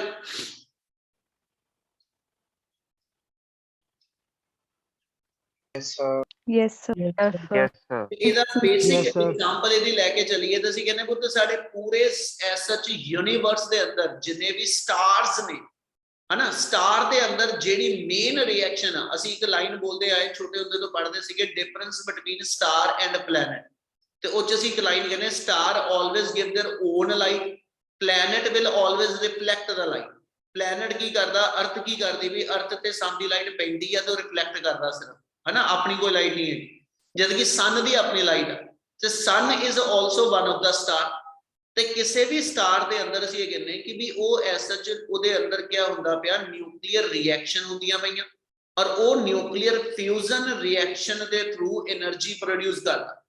ਸਨ ਦੇ ਅੰਦਰ ਅਸੀਂ ਇਹ ਲੈ ਕੇ ਚੱਲਦੇ ਕਿ ਹਾਈਡਰੋਜਨ ਪ੍ਰੈਜ਼ੈਂਟ ਆ ਪਲੈਂਟੀ ਅਮਾਉਂਟ ਦੇ ਅੰਦਰ, ਔਰ ਉਹ ਹਾਈਡਰੋਜਨ ਦੇ ਐਟਮ ਆਪਸ ਦੇ ਵਿੱਚ ਕੰਬਾਈਨ ਕਰਕੇ ਹੀਲੀਅਮ ਚ ਕਨਵਰਟ ਹੁੰਦੇ ਜਾਂ ਡਿਊਟਰੀਅਮ ਚ ਕਨਵਰਟ ਹੁੰਦੇ, ਠੀਕ ਹੈ, ਤੇ ਉਹ ਨਾਲ ਲਾਰਜ ਅਮਾਉਂਟ ਆਫ એનર્ਜੀ ਜਿਹੜੀ ਉਹ ਪ੍ਰੋਡਿਊਸ ਕਰਦੇ। ਜਸਟ ਇੱਥੇ ਇੱਕ ਦੋ ਐਗਜ਼ਾਮਪਲ ਲਿਖ ਰਿਹਾ, ਕਹਿੰਦਾ ਜੀ 1H1 when combined with 1H1 यानी प्रोटोन प्रोटोन आपस च जदों कंबाइन करदे ते they can produce the deuterium. ठीक है, they can produce the deuterium. ते जे ड्यूटेरियम बनया ते कंजर्वेशन ऑफ चार्ज नु पूरा करिए, इधर एटॉमिक नंबर मेरे को आ गया जी 2, टोटल चार्ज 2 है, इधर 1 आया, ऊपर पूरा हो गया। ਇਹਦੇ ਨਾਲ ਮੇਰੇ ਕੋਲ ਐਸਐਚ +1 E0 ਸਮਝਿਓ बेटा। ਇਹਦਾ ਮਤਲਬ ਜੇ ਮੈਂ ਲਵਾਂ ਤੇ ਇਧਰ ਟੋਟਲ ਚ ਮਾਸ ਨੰਬਰ 2 ਹੈ, ਇਧਰ ਵੀ ਪੂਰਾ ਵਾ, ਇਧਰ ਟੋਟਲ ਚਾਰਜ 2 ਹੈ, ਇਧਰ ਵੀ ਪੂਰਾ ਵਾ। ਇਹਦਾ ਮਤਲਬ ਮੇਰੇ ਕੋਲ ਕਹਿੰਦਾ ਕੀ ਹੋਏਗਾ, ਜਦੋਂ ਪ੍ਰੋਟੋਨ ਪ੍ਰੋਟੋਨ ਕੰਬਾਈਨ ਕਰਕੇ ਡਿਊਟਰੋਨ ਬਣਾਉਂਦੇ ਆ, ਨਾਲ ਇੱਕ ਪੋਜ਼ਿਟਰੋਨ ਬਣਾਉਂਦੇ ਆ। ਇਲੈਕਟ੍ਰੋਨ ਹੁੰਦਾ, ਇਲੈਕਟ੍ਰੋਨ -1 E0 ਲਿਖਦੇ, ਇਹ ਲਿਖਿਆ +1 E0। ਇਹ ਪ੍ਰੋਟੋਨ ਨਹੀਂ ਹੈਗਾ। ठीक है, प्रोटोन ते पॉजिट्रॉन च फर्क है कि भी प्रोटोन दा जेड़ा एसएच कह लो कि इलेक्ट मास है ना, ते वो चार्ज मास ओदा इलेक्ट्रॉन तो वखरा, पर जेड़ा पॉजिट्रॉन हुंदा ये इलेक्ट्रॉन दा एंटी पार्टिकल। नेचर च असीं कहने हर पार्टिकल दा एक एंटी पार्टिकल एग्जिस्ट करदा। प्रोटोन दा एंटी इलेक्ट्रॉन दा इलेक्ट्रॉन दा एंटी पार्टिकल जेड़ा वो पॉजिट्रॉन आ। ਇਹਦੀ ਸਿਰਫ ਔਰ ਸਿਰਫ ਇਲੈਕਟ੍ਰੋਨ ਨਾਲੋਂ ਚਾਰਜ ਵੱਖਰਾ ਵਾ, ਉਹ 네ਗੇਟਿਵ ਦਾ ਪੋਜ਼ਿਟਿਵ, ਬਾਕੀ ਸਾਰੀਆਂ ਪ੍ਰੋਪਰਟੀਆਂ ਜਿਹੜੀਆਂ ਐਂਟੀ ਪਾਰਟੀਕਲ ਦੀਆਂ ਉਹ ਸੇਮ ਐਸ ਪਾਰਟੀਕਲਸ ਹੁੰਦੀ। ਔਰ ਇਸ ਪ੍ਰੋਸੈਸ ਦੇ ਅੰਦਰ ਨਾਲ ਮੇਰੇ ਕੋਲ ਜਿਹੜੀ ਆ ਉਹ એનર્ਜੀ ਪ੍ਰੋਡਿਊਸ ਹੁੰਦੀ। ਫਿਰ ਇਹ ਨਿਊਟ੍ਰੋਨ ਜਿਹੜੇ ਬਣੇ, ਇਹ ਨਿਊਟ੍ਰੋਨ ਨਿਊਟ੍ਰੋਨ ਆਪਸ ਵਿੱਚ ਕੰਬਾਈਨ ਕਰਦੇ ਆ, ਔਰ ਇਹ ਨਿਊਟ੍ਰੋਨ ਨਿਊਟ੍ਰੋਨ ਕੰਬਾਈਨ ਕਰਕੇ ट्रीटॉन बना देंगे, यानी 1H3 वाला बना दोगे। ठीक है, ऐसे बिना बाकी रिएक्शन नाल आ जाएगी। ठीक है, चलो लेके लेते हैं। हुन इथे लिखना तो मेरे को क्या हो गया, एक +1 वाला पार्टिकल बन गया ते नाल 4 दे विचों 3 माइनस करा ते 1 वाला, यानी 1H1 मीन एक ट्रीटॉन ते एक प्रोटॉन नाल मेरे को और प्रोड्यूस हो गया, प्लस एनर्जी प्रोड्यूस होएगी।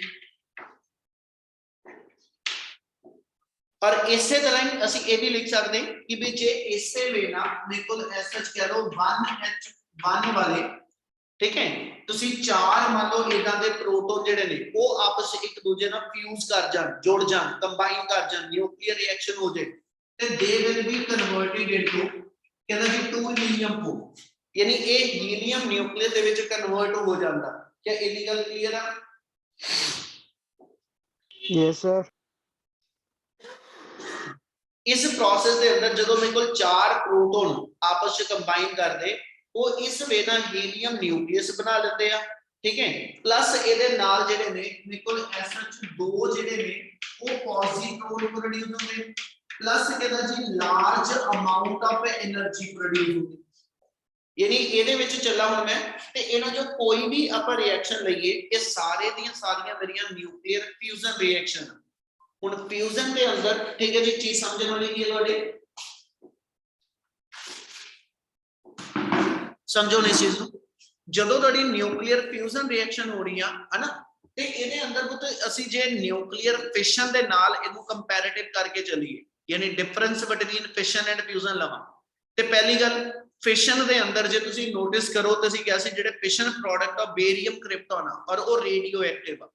ਉਹਦੀ ਸਭ ਤੋਂ ਵੱਡੀ ਪ੍ਰੋਬਲਮ ਇਹ ਹੈਗੀ ਕਿ ਨਿਊਕਲੀਅਰ ਫਿਸ਼ਨ ਦੇ ਵੇਸਟ ਪ੍ਰੋਡਕਟ ਨੂੰ ਡਿਸਪੋਜ਼ ਕਰਨਾ ਜਿਹੜਾ ਉਹ ਇੱਕ ਮੇਜਰ ਪ੍ਰੋਬਲਮ, ਕਿਉਂਕਿ ਉਹ ਰੇਡੀਓ ਐਕਟਿਵ ਹੈਗੇ ਨੇ। ਇਸੇ ਲਈ ਉਹਨਾਂ ਨੂੰ ਕੀ ਕੀਤਾ ਜਾਂਦਾ, ਜਿੰਨਾ ਨਿਊਕਲੀਅਰ ਵੇਸਟ ਹੁੰਦਾ ਉਹਨਾਂ ਨੂੰ ਐਸਐਚ ਸਪੈਸ਼ਲ ਕੰਟੇਨਰ ਦੇ ਵਿੱਚ ਸੀਲ ਕਰਕੇ ਨਾ ਉਹਨੂੰ ਸੀ ਬੈੱਡ ਤੇ ਦੱਬ ਕੇ ਆਉਂਦੇ ਅਸੀਂ। ਠੀਕ ਹੈ, ਤਾਂ ਕਿ ਉਹ ਰੇਡੀਏਸ਼ਨ ਦਾ ਇਫੈਕਟ ਜਿਹੜਾ ਵਾ ਉਹ ਹਿਊਮਨ ਲਾਈਫ ਦੇ ਉੱਤੇ ਘੱਟ ਪਵੇ। ਜਦਕਿ ਐਸਐਚ ਨਿਊਕਲੀਅਰ ਫਿਊਜ਼ਨ ਰਿਐਕਸ਼ਨ ਦੇ ਅੰਦਰ ਜਿਹੜੇ ਪ੍ਰੋਡਕਟ ਬਣਦੇ ਪਏ ਇਹ ਸਾਰੇ ਦੇ ਸਾਰੇ ਸੇਫ ਪ੍ਰੋਡਕਟਸ ਨੇ, ਇਹਨਾਂ ਵਿੱਚ ਕੋਈ ਵੀ ਮੇਰੇ ਕੋਲ ਜਿਹੜਾ ਵਾ ਉਹ ਰੇਡੀਓ ਐਕਟਿਵ ਨੇਚਰ ਦਾ ਹੈ ਨਹੀਂ। ਇਸ ਲਈ ਫਿਸ਼ਨ ਦੇ ਨਾਲੋਂ ਫਿਊਜ਼ਨ ਜ਼ਿਆਦਾ ਬੈਟਰ। ਇੱਕ ਹੋਰ ਕਾਰਨ ਵੀ ਆ ਜਿਹਦੇ ਕਰਕੇ ਫਿਸ਼ਨ ਨਾਲੋਂ ਫਿਊਜ਼ਨ ਜ਼ਿਆਦਾ ਬੈਟਰ ਆ ਕਿ ਜੇ ਪਰ ਗ੍ਰਾਮ ਮੈਂ ਪਰ ਗ੍ਰਾਮ ਦਾ ਮਤਲਬ ਹੋਏਗਾ ਕਿ ਜੇ ਮੈਂ 1 ਗ੍ਰਾਮ ਠੀਕ ਹੈ ਜੀ ਕਿਸੇ ਫਿਊਲ ਦੀ ਫਿਸ਼ਨ ਕਰਾਵਾਂ ਤੇ 1 ਗ੍ਰਾਮ ਮੈਂ ਕਿਸੇ ਫਿਊਲ ਦੀ ਫਿਊਜ਼ਨ ਕਰਾਵਾਂ, ਦੋਨਾਂ ਕੇਸਿਸ ਦੇ ਵਿੱਚ ਪਰ ਗ੍ਰਾਮ ਜਿਹੜੀ એનર્ਜੀ ਰਿਲੀਜ਼ ਹੁੰਦੀ ਹੈ ਨਾ that should differ from one another in कहता जी many amount। मतलब न्यूक्लियर फ्यूजन प्रोसेस दे अंदर huge amount of energy produce होती as compared to that of the fission। यानी फिशन दे नालों फ्यूजन च किते ज्यादा एनर्जी मिलती है उन्ना ही फ्यूल नु यूज करके, इसलिए फ्यूजन मच बेटर है। ਉਹ ਕਹਿੰਦਾ ਫਿਰ ਜੇ ਇਹ ਫਿਊਜ਼ਨ ਮਚ ਬੈਟਰ ਹੈਗੀ ਆ ਫਿਸ਼ਨ ਦੇ ਕੰਪੈਰੀਟਿਵਲੀ, ਹੈ ਨਾ, ਤੇ ਵਾਈ ਸ਼ੁਡ ਨਾਟ ਬੀ ਕਹਿੰਦਾ ਜੀ ਯੂਜ਼ ਦਾ ਨਿਊਕਲੀਅਰ ਰਿਐਕਟਰ ਵਿਚ ਆਰ ਬੇਸਡ ਅਪਨ ਦਾ ਫਿਊਜ਼ਨ ਰਿਐਕਸ਼ਨ। ਤੇ ਉਹਦੇ ਵਿੱਚ ਸਭ ਤੋਂ ਮੇਜਰ ਹਿੰਡਰੈਂਸ ਜਿਹੜੀ ਹੈਗੀ ਆ, ਪ੍ਰੋਬਲਮ ਜਿਹੜੀ ਹੈਗੀ ਆ, ਉਹ ਹੈਗੀ ਆ 3। ਨੰਬਰ 1 ਕਹਿੰਦਾ ਜੀ ਇਸ ਪ੍ਰੋਸੈਸ ਨੂੰ ਕੈਰੀਡ ਆਊਟ ਕਰਨਾ ਜਿਹੜਾ ਹੈ ਨਾ ਆਰਡੀਨਰੀ ਵੇ ਨਾਲ ਪੋਸੀਬਲ ਨਹੀਂ ਹੈਗਾ। ਇਸ ਲਾਈਨ ਦਾ ਮਤਲਬ ਕੀ ਹੈ? ਕਹਿੰਦਾ ਜੀ ਜੇਕਰ ਮੇਰੇ ਕੋਲ ਐਸਾ ਚ 2 ਪ੍ਰੋਟੋਨ ਆ, ਹਨਾ, ਹੁਣ ਇਸ ਪ੍ਰੋਟੋਨ ਦੇ ਵੀ ਪੋਜ਼ਿਟਿਵ ਚਾਰਜ ਹੈ, ਇਸ ਪ੍ਰੋਟੋਨ ਦੇ ਵੀ ਪੋਜ਼ਿਟਿਵ, ਤੇ ਜੇ ਮੈਂ 2 ਪ੍ਰੋਟੋਨ ਨੂੰ ਨੀਅਰ ਬਾਈ ਲੈ ਕੇ ਆਵਾਂਗਾ, ਇਹਨਾਂ ਚ ਰਿਪਲਸਿਵ ਫੋਰਸਿਸ ਜਿਹੜੀਆਂ ਨੇ, ਠੀਕ ਹੈ ਜੀ, ਉਹ ਐਸ ਚ ਇੰਨੀਆਂ ਸਟਰੋਂਗ ਬਿਲਡਅਪ ਹੁੰਦੀਆਂ ਜਿੱਦਾਂ ਦਾ ਕਲੋਜ਼ਰ ਆ ਰਹੇ F vary inversely with r square, ਤੇ ਜੇ ਡਿਸਟੈਂਸ ਘਟਦਾ ਜਾ ਰਿਹਾ ਇਹਨਾਂ ਚ ਰਿਪਲਸਿਵ ਫੋਰਸਿਸ ਬਹੁਤ ਸਟਰੋਂਗ ਬਿਲਡਅਪ ਹੁੰਦੀਆਂ ਜਾ ਰਹੀਆਂ, ਤੇ ਉਹ ਸਟਰੋਂਗ ਰਿਪਲਸਿਵ ਫੋਰਸਿਸ ਜਿਹੜੀਆਂ ਨੇ ਉਹਨਾਂ ਕਰਕੇ ਇਹ ਇੱਕ ਦੂਜੇ ਨਾਲ ਫਿਊਜ਼ ਨਹੀਂ ਕਰ ਸਕਦੇ, ਜੁੜ ਨਹੀਂ ਸਕਦੇ। ਇਸ ਲਈ ਕੀ ਕਰਨਾ ਪਏਗਾ, ਇਹਨਾਂ ਨੂੰ ਆਪਸ ਇੱਕ ਦੂਜੇ ਨਾਲ ਕੋਲਾਈਡ ਕਰਨ ਵਾਸਤੇ, ਠੀਕ ਹੈ ਜੀ, a very high amount of energy is required. ਠੀਕ ਹੈ, ਮੈਨੂੰ ਬਹੁਤ ਹਾਈ ਫਾਰਮ ਚ ਕਿਨੈਟਿਕ એનર્ਜੀ ਚਾਹੀਦੀ ਹੋਏਗੀ ਤਾਂ ਕਿ ਉਹ ਕਿਨੈਟਿਕ એનર્ਜੀ ਨਾਲ ਇਹਨਾਂ ਚ ਜਿਹੜੀ ਰਿਪਲਸਿਵ ਫੋਰਸਿਸ ਨੇ ਉਹਨੂੰ ਓਵਰਕਮ ਕਰਕੇ ਇੱਕ ਦੂਜੇ ਨਾਲ ਜੁੜ ਸਕਣ। ਉਹਦੇ ਵਾਸਤੇ ਇਹਨੂੰ ਹਾਈ ਕਿਨੈਟਿਕ એનર્ਜੀ ਦੇਣ ਵਾਸਤੇ ਪਹਿਲੀ ਕੰਡੀਸ਼ਨ ਇਹ ਆ, a very high temperature is required which is approximately 10 raised to power 9 ਕਹਿੰਦਾ ਜੀ ਕੈਲਵਿਨ, ਮਤਲਬ a huge amount of temperature, ਠੀਕ ਹੈ, ਜਿਹੜਾ ਕਿ ਮੇਰੇ ਕੋਲ ਨਾਰਮਲ ਕੰਡੀਸ਼ਨ ਚ ਅਚੀਵੇਬਲ ਨਹੀਂ ਹੁੰਦਾ, ਉਹਨਾਂ ਹਾਈ ਟੈਂਪਰੇਚਰ ਜਿਹੜਾ ਮੈਨੂੰ ਇਸ ਰਿਐਕਸ਼ਨ ਨੂੰ ਕੈਰੀਡ ਆਊਟ ਕਰਨ ਵਾਸਤੇ ਚਾਹੀਦਾ। ਸੈਕਿੰਡ, ਜੇ ਉਹ ਟੈਂਪਰੇਚਰ ਮੈਂ ਕ੍ਰੀਏਟ ਕਰ ਵੀ ਲਿਆ, ਪਰ ਜੇ ਇਹ ਰਿਐਕਸ਼ਨ ਮੇਰੇ ਕੋਲ ਜਿਹੜੀ ਆ, ਹਨਾ, ਉਹ ਫ੍ਰੈਕਸ਼ਨ ਆਫ ਸੈਕਿੰਡ ਲਈ ਔਨ ਹੋਈ ਤੇ ਖਤਮ ਹੋ ਗਈ, ਤੇ ਕਹਿੰਦਾ ਜੀ ਤਾਂ ਵੀ ਕੋਈ ਫਾਇਦਾ ਨਹੀਂ। ਇਹਦਾ ਮਤਲਬ ਆ ਕਿ ਜੇ ਇਹ ਰਿਐਕਸ਼ਨ ਮੈਂ ਕੈਰੀਡ ਆਊਟ ਕਰਨੀ ਆ ਤੇ ਉਹਦੇ ਲਈ ਮੇਰੇ ਕੋਲ ਲੌਂਗ ਕਨਫਾਈਨਮੈਂਟ ਟਾਈਮ ਚਾਹੀਦਾ। ਕਨਫਾਈਨਮੈਂਟ ਟਾਈਮ ਦਾ ਮਤਲਬ ਆ ਲੰਬੇ ਟਾਈਮ ਤੱਕ ਇਹ ਨਿਊਕਲੀਅਰ ਰਿਐਕਸ਼ਨ ਕੰਟੀਨਿਊ ਚੱਲ ਸਕੇ, ਫਿਰ ਤਾਂ ਮੈਨੂੰ ਫਾਇਦਾ ਵਾ, ਠੀਕ ਹੈ ਨਾ। ਕਿਉਂਕਿ ਜੇ ਇੱਕ ਪ੍ਰੋਟੋਨ ਦੀ ਰਿਐਕਸ਼ਨ ਕਰਾਈ, ਮੈਂ ਕਿਹਾ ਜੀ ਹੋ ਗਈ ਫਿਊਜ਼ਨ ਤੇ ਖਤਮ ਹੋ ਗਿਆ ਕੰਮ, ਕਹਿੰਦਾ ਉਹਦਾ ਕੋਈ ਬੈਨੀਫਿਟ ਨਹੀਂ ਹੈ। ਇਟ ਮੀਨਸ ਜੇ ਮੈਂ ਉਹ ਰਿਐਕਟਰ ਨੂੰ ਚਲਾ ਕੇ ਰੱਖਣਾ ਤੇ ਲੌਂਗ ਕਨਫਾਈਨਮੈਂਟ ਟਾਈਮ ਇਸ ਰਿਐਕਸ਼ਨ ਨੂੰ ਸਸਟੇਨ ਕਰ ਸਕੇ। ਪਰ ਪ੍ਰੋਬਲਮ ਇਹ ਆਏਗੀ ਕਿ ਇੰਨੇ ਹਾਈ ਟੈਂਪਰੇਚਰ ਤੇ ਜੇ ਮੈਂ ਕਿਸੇ ਰਿਐਕਟਰ ਦੇ ਅੰਦਰ, ਕਿਸੇ ਵੈਸਲ ਦੇ ਅੰਦਰ, ਕਿਸੇ ਕੰਟੇਨਰ ਦੇ ਅੰਦਰ ਇਹ ਨਿਊਕਲੀਅਰ ਫਿਊਲ ਪਾ ਕੇ ਇਸ ਰਿਐਕਸ਼ਨ ਨੂੰ ਕੈਰੀਡ ਆਊਟ ਕਰਨਾ, ਤੇ ਉਹਨਾਂ ਹਾਈ ਟੈਂਪਰੇਚਰ ਕਿਸੇ ਕੰਟੇਨਰ ਨੇ ਝੱਲਣਾ ਹੀ ਨਹੀਂ। ਇਹਦਾ ਮਤਲਬ ਇਹ ਹੋ ਗਿਆ ਕਿ ਵੀ ਰਿਐਕਸ਼ਨ ਜੇ ਕਨਫਾਈਨ ਕਰਨੀ ਆ, ਰਿਐਕਸ਼ਨ ਨੂੰ ਕੰਟੀਨਿਊ ਕਰਨਾ, ਤੇ ਉਹਨਾਂ ਹਾਈ ਟੈਂਪਰੇਚਰ ਨੂੰ ਮੇਨਟੇਨ ਕਰਨ ਲਈ ਮੇਰੇ ਕੋਲ ਕੋਈ ਕੰਟੇਨਰ ਉਦਾਂ ਦਾ ਹੈ ਨਹੀਂ, ਉਸ ਮਟੀਰੀਅਲ ਦਾ ਬਣਿਆ ਹੋਇਆ। ਫਿਰ ਉਹਦੇ ਲਈ ਅਸੀਂ ਕੀ ਕਰਦੇ, ਥਰਡ ਕੰਡੀਸ਼ਨ ਲੈਂਦੇ, ਹਾਈ ਪਾਰਟੀਕਲ ਡੈਂਸਿਟੀ। ਇਹਦਾ ਮਤਲਬ ਆ ਕਿ ਵੀ ਜਦੋਂ ਇਹ ਰਿਐਕਸ਼ਨ ਕੈਰੀਡ ਆਊਟ ਕਰਨੀ ਹੈ, ਇਹ ਉਸ ਥਾਂ ਤੇ ਕੈਰੀਡ ਆਊਟ ਕਰੀਏ ਜਿੱਥੇ ਮੇਰੇ ਕੋਲ ਵੈਰੀ ਹਾਈ ਅਮਾਉਂਟ ਦੇ ਅੰਦਰ ਇਹ ਨਿਊਕਲੀਅਰ ਫਿਊਲ ਅਵੇਲੇਬਲ ਹੋਵੇ, ਯਾਨੀ ਇਹ ਪਲੈਂਟੀ ਅਮਾਉਂਟ ਚ ਹਾਈਡਰੋਜਨ ਮੇਰੇ ਕੋਲ ਅਵੇਲੇਬਲ ਹੋਵੇ, ਇਸ ਵੇ ਨਾਲ ਕਿ ਵੀ ਇਹ ਇੱਕ ਦੂਜੇ ਦੇ ਬਹੁਤ, ਕਹਿੰਦਾ ਜੀ, ਨੀਅਰ ਬਾਈ ਐਟਮਸ ਹੋ। ਜਿੱਦਾਂ ਤੁਸੀਂ ਸਟੇਟ ਪੜ੍ਹਦੇ ਹੋ, ਕੈਮਿਸਟਰੀ ਚ ਪੜ੍ਹੀ ਹੋਈ ਤੁਹਾਡੇ ਸਟੇਟ ਆ, ਇੱਕ ਵਰਡ ਯੂਜ਼ ਕਰ ਰਿਹਾ ਪਲਾਜ਼ਮਾ ਸਟੇਟ। ਇੱਕ ਸੋਲਿਡ ਆ ਗਈ, ਇੱਕ ਲਿਕੁਇਡ ਆ ਗਈ, ਇੱਕ ਗੈਸ ਆ ਗਈ, ਇੱਕ ਪਲਾਜ਼ਮਾ ਸਟੇਟ ਆ ਗਈ। ਬੇਟਾ ਅਸੀਂ ਕਹਿੰਦੇ ਕਿ ਵੀ ਜਦੋਂ ਐਸ ਸੱਚ ਤੁਸੀਂ ਬਹੁਤ ਹਾਈ ਡੈਂਸਿਟੀ ਮਟੀਰੀਅਲ ਕ੍ਰੀਏਟ ਕਰੋਗੇ, ਉਹਦੇ ਅੰਦਰ ਇਹ ਰਿਐਕਸ਼ਨ ਇੱਕ ਵਾਰੀ ਸ਼ੁਰੂ ਕਰਾ ਦਿੱਤੀ ਜਾਵੇ, ਫਿਰ ਇਹ ਰਿਐਕਸ਼ਨ ਐਸ ਸੱਚ ਲੰਬੇ ਟਾਈਮ ਤੱਕ ਜੇ ਉੱਥੇ ਚੱਲਦੀ ਰਹੇ, ਤੇ then we can produce a very high amount of, ਕਹਿੰਦਾ ਜੀ, energy which can be used, ਕਹਿੰਦਾ ਜੀ, to generate the electricity, ਠੀਕ ਹੈ। ਔਰ ਉਹ ਐਸ ਸੱਚ એનર્ਜੀ ਦੀ ਅਮਾਉਂਟ ਫਿਸ਼ਨ ਦੇ ਵਿੱਚ ਜਿਹੜੀ એનર્ਜੀ ਆਣੀ ਉਹਦੇ ਨਾਲੋਂ ਕਿਤੇ ਜ਼ਿਆਦਾ ਹੋਏ। ਪਰ ਇਹ 3 ਮੇਜਰ ਹਿੰਡਰੈਂਸ ਨੇ। ਨੰਬਰ 1, ਇੱਕ ਮੇਰੇ ਕੋਲ, ਕਹਿੰਦਾ ਜੀ, ਐਸ ਸੱਚ ਕੀ ਚਾਹੀਦਾ, ਹਾਈ ਟੈਂਪਰੇਚਰ। ਨੰਬਰ 2, ਮੇਰੇ ਕੋਲ ਜਿਹੜਾ, ਕਹਿੰਦਾ ਜੀ, ਐਸ ਸੱਚ ਲੌਂਗ ਕਨਫਾਈਨਮੈਂਟ ਟਾਈਮ ਹੋਵੇ ਰਿਐਕਸ਼ਨ ਨੂੰ ਕੈਰੀਡ ਆਊਟ ਕਰਨ ਲਈ, ਲੌਂਗ ਕਨਫਾਈਨਮੈਂਟ ਟਾਈਮ ਹੋਵੇ। ਐਂਡ ਥਰਡ ਵਨ, ਕਹਿੰਦਾ ਜੀ, ਮੈਨੂੰ ਹਾਈ ਪਲਾਜ਼ਮਾ ਡੈਂਸਿਟੀ, ਯਾਨੀ ਹਾਈ ਡੈਂਸਿਟੀ ਦੀ ਫਾਰਮ ਚ ਮਟੀਰੀਅਲ ਚਾਹੀਦਾ। ਜੇ ਇਹ 3 ਕੰਡੀਸ਼ਨ ਅਸੀਂ ਪ੍ਰੈਕਟੀਕਲੀ ਅਚੀਵ ਕਰਦੇ ਹਾਂ, ਤੇ then we can produce the, ਕਹਿੰਦਾ ਜੀ, ਨਿਊਕਲੀਅਰ ਫਿਊਜ਼ਨ ਰਿਐਕਸ਼ਨ ਇਨ, ਕਹਿੰਦਾ ਜੀ, ਪ੍ਰੈਕਟੀਕਲ ਫਾਰਮ। क्या इतना clear? Yes, sir. Yes, sir. Yes, sir. एक लास्ट विच टॉपिक उन्हें होर ऐड किया, उन्होंने ਅਸੀਂ नाम ਦਿੰਦੇ nuclear holocaust. Nuclear holocaust basically एक टर्म यूज ਹੁੰਦੀ ਆ कहना जी when nuclear weapon will produce a large scale destruction, ਅਸੀਂ ਕਹਿੰਦੇ ਐਟਮ ਬੰਬ ਆ ਜਾਂ ਹਾਈਡਰੋਜਨ ਬੰਬ ਆ ਹਨਾ, ਇਹ ਦੋਨੋਂ ਦੇ ਦੋਨੋਂ ਫਿਸ਼ਨ ਫਿਊਜ਼ਨ ਬੇਸ ਜਿਹੜੇ ਬੰਬ ਨੇ they can produce ਦਾ ਕਹਿੰਦਾ ਜੀ a very large scale destruction, ਤੇ ਉਸ ਲਾਰਜ ਸਕੇਲ ਡਿਸਟਰਕਸ਼ਨ ਨੂੰ ਅਸੀਂ ਐਸ ਸੱਚ ਨਾਮ ਦਿੰਨੇ ਕਿ ਨਿਊਕਲੀਅਰ ਹੋਲੋਕਾਸਟ। ਉਹ ਕਹਿੰਦਾ ਇਸ ਲਾਰਜ ਸਕੇਲ ਡਿਸਟਰਕਸ਼ਨ ਦੇ ਅਸੀਂ ਦੋ ਤਰ੍ਹਾਂ ਦੇ ਇਫੈਕਟ ਲੈਨੇ, ਇੱਕ ਅਸੀਂ ਲੈਨੇ ਐਸ ਸੱਚ ਕਹਿੰਦਾ ਲੋਕਲ ਇਫੈਕਟ, ਇੱਕ ਅਸੀਂ ਲੈਨੇ ਕਹਿੰਦਾ ਜੈਨੇਟਿਕਲ ਇਫੈਕਟ। ਮਤਲਬ ਜਦੋਂ ਇਹ ਨਿਊਕਲੀਅਰ ਰਿਐਕਸ਼ਨ ਕੈਰੀਡ ਆਊਟ ਹੁੰਦੀਆਂ ਨਾਗਾਸਾਕੀ ਹੀਰੋਸ਼ੀਮਾ ਹਨਾ, ਉੱਥੇ ਜਿੱਥੇ ਵੀ ਇਹ ਨਿਊਕਲੀਅਰ ਵੈਪਨ ਯੂਜ਼ ਕੀਤੇ ਗਏ ਬੰਬ ਜਿਹੜੇ ਸੀਗੇ, ਤੇ ਪੁੱਤ ਉਸ ਥਾਂ ਤੇ ਅਸੀਂ ਕਹਿੰਦੇ ਜੀ ਐਸ ਸੱਚ ਇਮੀਡੀਏਟ ਇੱਕ ਤਾਂ ਸਭ ਤੋਂ ਵੱਡਾ ਇਫੈਕਟ ਆ ਕਿ ਵੀ ਮੇਰੇ ਕੋਲ ਬਹੁਤ ਸਾਰੀ ਪੋਪੂਲੇਸ਼ਨ ਜਿਹੜੀ ਆ ਉਹ ਖਤਮ ਹੋ ਜਾਂਦੀ ਹੈ। ਸੈਕਿੰਡ ਇਹ ਤਾਂ ਹੈਗਾ ਉਹਦਾ ਇਮੀਡੀਏਟ ਇਫੈਕਟ ਜਿਹੜਾ ਵਾ ਹਨਾ, ਫਿਰ ਤੁਹਾਡੀ ਸਕਿਨ ਕੈਂਸਰ ਹੋ ਗਿਆ, ਇਦਾਂ ਦੀਆਂ ਪ੍ਰੋਬਲਮ ਬਿਲਟ ਅਪ ਹੁੰਦੀਆਂ, ਠੀਕ ਹੈ। ਇਹਨਾਂ ਰੇਡੀਏਸ਼ਨ ਦੇ ਅੰਡਰ ਅਸੀਂ ਐਕਸਪੋਜ਼ ਹੋ ਕੇ ਇਹ ਸਾਰੀਆਂ ਮੇਰੇ ਕੋਲ ਪ੍ਰੋਬਲਮ ਜਿਹੜੀਆਂ ਬਿਲਟ ਅਪ ਹੁੰਦੀਆਂ, ਇਹ ਤਾਂ ਹੈਗੇ ਲੋਕਲ ਇਫੈਕਟ। ਇੱਕ ਹੁੰਦਾ ਜੈਨੇਟਿਕਲ ਇਫੈਕਟ ਆ ਜਾਂਦੇ ਕਿ ਵੀ ਤੁਹਾਡੇ ਜੀਨ ਤੱਕ ਇਹ ਜਿਹੜਾ ਵਾ ਉਹ ਰੇਡੀਏਸ਼ਨ ਇਫੈਕਟ ਕਰ ਦਿੰਦੀ ਹੈ, ਤੇ ਅਸੀਂ ਕਹਿੰਦੇ ਨੈਕਸਟ ਟੂ ਨੈਕਸਟ ਜਨਰੇਸ਼ਨ ਜਿਹੜੀਆਂ ਨੇ ਉੱਥੇ ਤੱਕ ਇਹ ਇਫੈਕਟ ਜਿਹੜੇ ਨੇ ਉਹ ਬੱਚੇ ਗੰਜੇ ਆ, ਠੀਕ ਹੈ ਜੀ, ਉਹਨਾਂ ਦੀ ਸਕਿਨ ਪ੍ਰੋਬਲਮਸ ਆ ਰਹੀਆਂ ਹਨਾ। ਇਸ ਟਾਈਪ ਦੇ ਜਿਹੜੀ ਪ੍ਰੋਬਲਮਸ ਨੇ ਉਹ ਐਸ ਸੱਚ ਜੈਨੇਟਿਕਲ ਇਫੈਕਟ ਜਿਹੜੇ ਉਹ ਵੀ ਐਸ ਸੱਚ ਨਾਲ ਪ੍ਰੋਡਿਊਸ ਹੁੰਦੇ, ਉਹਨੂੰ ਅਸੀਂ ਨਾਮ ਦਿੰਦੇ ਕਿ we large scale destruction carried by the nuclear weapon is to be called as a nuclear holocaust. Clear ਇਨੀ ਗੱਲ?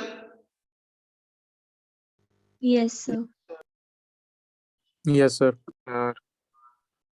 ਚਲ, ਤੇ ਇਸ ਤੋਂ ਬਾਅਦ ਸਿਰਫ ਤੁਹਾਡੇ ਇੱਕ ਰੀਡਿੰਗ ਵਾਲਾ ਟੌਪਿਕ ਆ, ਉਹਦਾ ਆਣਾ ਨਹੀਂ ਕਿਤੇ ਵੀ। ਉਹ ਇੰਡੀਆ ਐਟੋਮਿਕ એનર્ਜੀ ਪ੍ਰੋਗਰਾਮ, ਕਿ ਵੀ ਇੰਡੀਆ ਦੇ ਵਿੱਚ ਇਹ ਕਹ ਲਓ ਕਿ ਰਿਐਕਟਰ ਸਾਡੇ ਕਿੱਥੇ ਕਿੱਥੇ ਲੱਗੇ, ਕਿਹੜੇ ਕਿਹੜੇ ਕੰਮ ਅਸੀਂ ਇੱਥੋਂ ਲੈਣੇ ਪਏ ਆ, ਉਹ ਸਿਰਫ ਬੱਚੋਂ ਨੇ ਉਹੀ ਡਿਸਕਸ ਕੀਤਾ। ਅਦਰਵਾਈਜ਼ ਤੁਹਾਡਾ ਜਿਹੜਾ 8th ਯੂਨਿਟ ਆ ਐਟਮ ਐਂਡ ਨਿਊਕਲੀਆਈ ਉਹ ਆਪਣਾ ਕੰਪਲੀਟ ਆ ਬੇਟਾ। ਕਲੀਅਰ ਹੈ ਨਾ ਜੀ? Yes, sir. Yes, sir.